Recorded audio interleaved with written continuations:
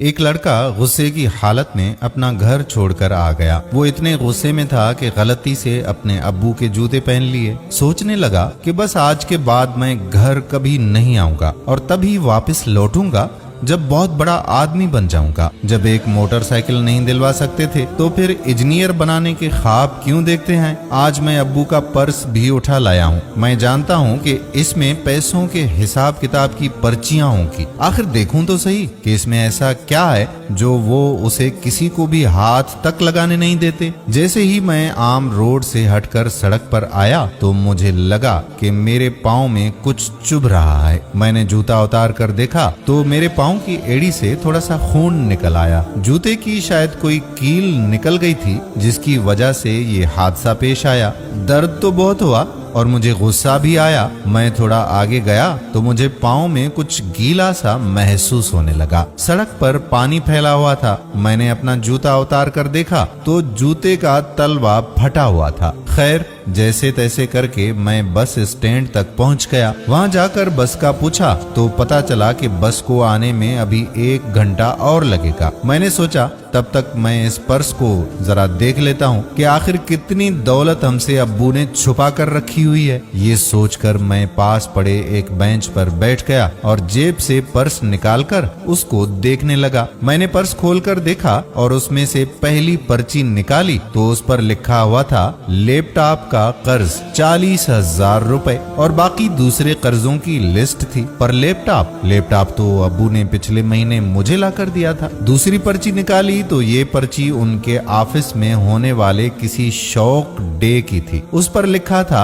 आपका शौक। तो अब्बू ने नीचे जवाब में लिखा हुआ था नए जूते पहनना। ओह अच्छा, नए जूते पहनना। पर उनके जूते तो खैर माँ गुज़श्ता 4 माह से हर पहली को कहती है कि नए जूते ले लो और वो हर बार कहते हैं कि अभी तो 6 माह जूते और चल जाएंगे, क्या जरूरत है नए जूते लेने की। और मैं अब समझा कि ये जूते कितने चल जाएंगे। तीसरी पर्ची निकाली तो उस पर लिखा था पुराना स्कूटर दीजिए और एक्सचेंज में नया मोटरसाइकिल ले जाएं। पढ़ते ही दिमाग घूम गया। पापा का स्कूटर। ओह, मैं घर की तरफ भागा। अब पाँव में वो कील नहीं चुभ रही थी। मैं घर पहुंचा तो ना पप्पा थे और ना ही स्कूटर। ओहो नहीं, मैं समझ गया वो कहाँ गए होंगे। मैं भागा और एजेंसी पहुंचा। पप्पा वहीं एजेंसी पर मौजूद थे। मैंने उनको गले से लगाया और आंसू से उनका कंधा भीग गया। मैंने कहा नहीं पापा नहीं, मुझे नहीं चाहिए मोटरसाइकिल, आप जूता ले लें। आज के बाद मैं आपको कभी परेशान नहीं करूंगा। मेरी वजह से आपको इतनी मुश्किल का सामना करना पड़ा। प्लीज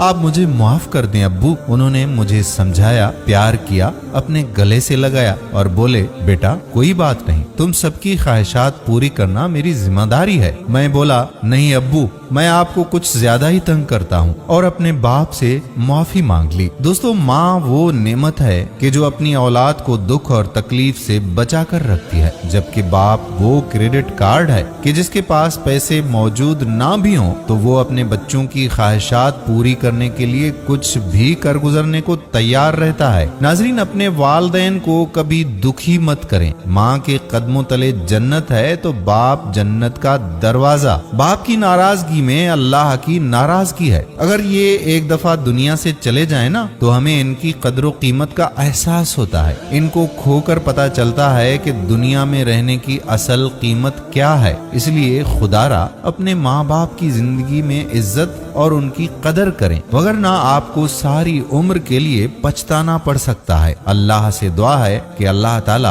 आप सबके वालदैन को लंबी उम्र और सेहतमंद जिंदगी अता फरमाए और जिनके वालदैन इस दुनिया से गुजर चुके अल्लाह ताला उनकी मग़फ़िरत फरमाए, उनके दरजात को बुलंद फरमाए, उनकी कब्रों को मुनव्वर फरमाए और जन्नतुल फिरदौस में आला मकाम अता फरमाए। आपके वालदैन के सदक़े अल्लाह ताला मेरे वालदैन की भी बख्शिश फरमाए। आमीन सुम्मा आमीन या रब्बल आलमीन।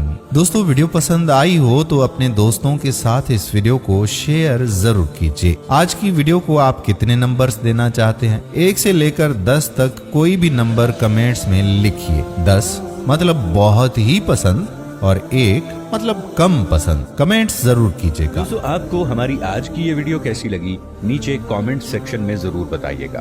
ملیں گے ایسی ہی ایک انٹرسٹنگ ویڈیو کے ساتھ. تب تک کے لیے طاہر کو دیجیے اجازت. اللہ نگہبان. Please subscribe my channel, like and share the video. Thank you.